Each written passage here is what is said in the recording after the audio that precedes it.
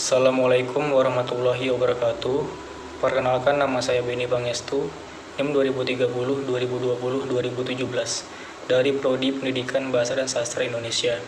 Di sini saya akan mencoba membaca dongeng yang berjudul Pulau Nusa dari Kalimantan Tengah. Asal-usul Pulau Nusa, Kalimantan Tengah. Pada zaman dahulu, di dekat Sungai Kahayan, hiduplah seorang laki-laki bernama Nusa. Ia tinggal bersama istri dan adik iparnya. Untuk memenuhi kehidupan mereka bercocok tanam. Suatu saat kemarau melanda desa mereka. Kekeringan terjadi di mana-mana. Sungai Kahayan pun lama-kelamaan surut.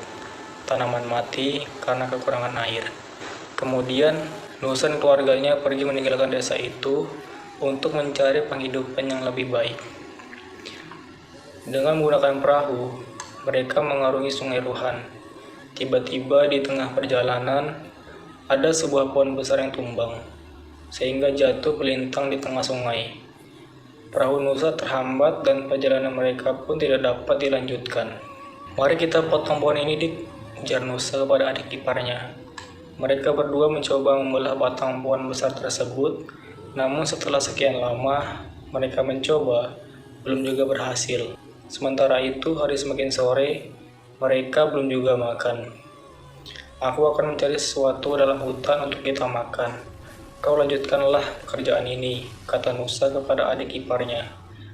Lalu ia masuk dalam hutan. Selang beberapa saat, Nusa kembali ke perahu mereka dengan membawa sebutir telur raksasa. "Lihatlah apa yang kubawa. Telur ini cukup untuk mengisi perut kita yang lapar," kata Nusa. "Cepat rebuslah telur ini." Istri dan adik ipar Nusa memandang telur tersebut dengan wajah khawatir. "Bang, lebih baik jangan memakan telur itu. Tidakkah abang tahu itu telur apa?" kata sang istri.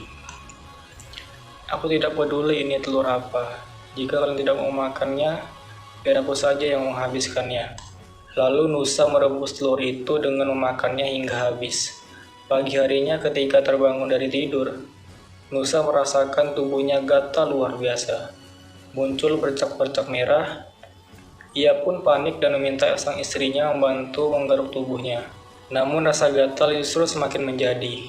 Bukan hanya itu, bercak-bercak merah itu lalu berubah menjadi sisik-sisik merah sebesar uang logam di seluruh tubuhnya. Kemudian adik iparnya pergi mencari pertolongan. "Maafkan abang, Dik, rupanya telur yang abang makan semalam itu adalah telur naga. Beginilah jadinya, lama-kelamaan tubuh abang akan menyerupai naga," kata Nusa dengan sedih.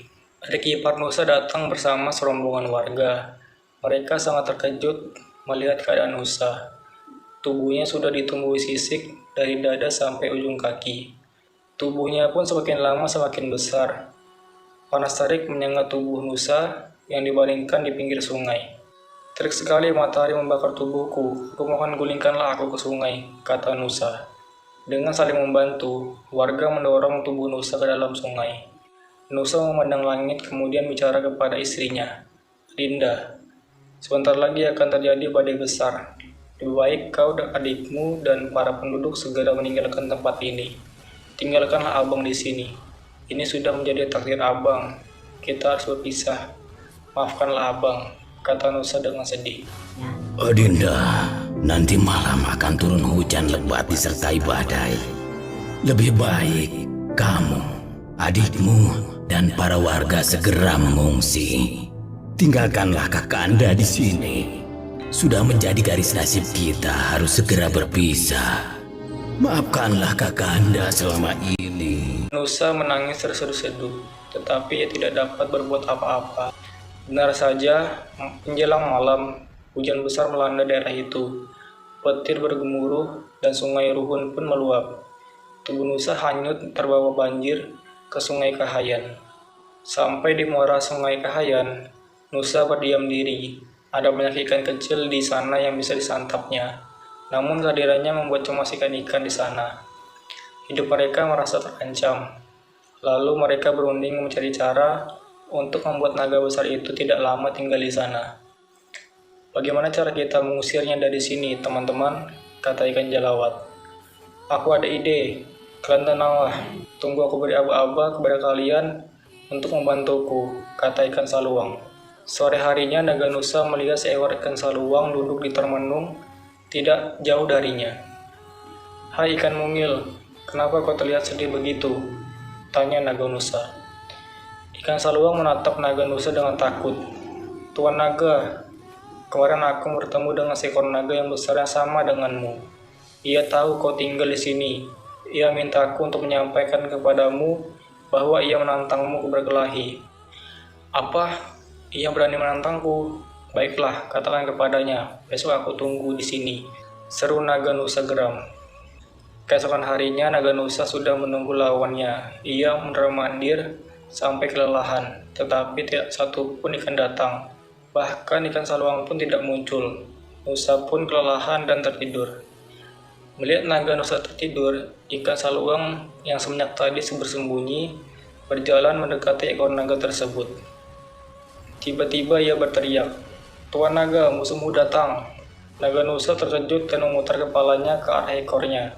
Gerakannya mengeluarkan bunyi mendesau yang sangat keras.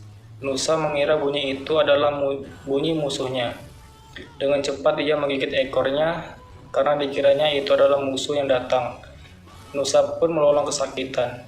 Ikan saluang segera memanggil teman-temannya dan bersama-sama menggerogoti luka di ekor naga Nusa. Nusa semakin kesakitan dan bergerak sekuat tenaga menghindari gigitan ribuan ikan kecil di ekornya. Lama-kelamaan ia kehabisan tenaga kemudian mati. Semakin hari kerangka naga yang mati tersebut tertimbun dan ditumbuhi pepohonan. Lama-kelamaan kerangka yang ditumbuhi pepohonan itu semakin luas, sehingga membentuk sebuah pulau. Pulau inilah yang dinamakan Pulau Nusa.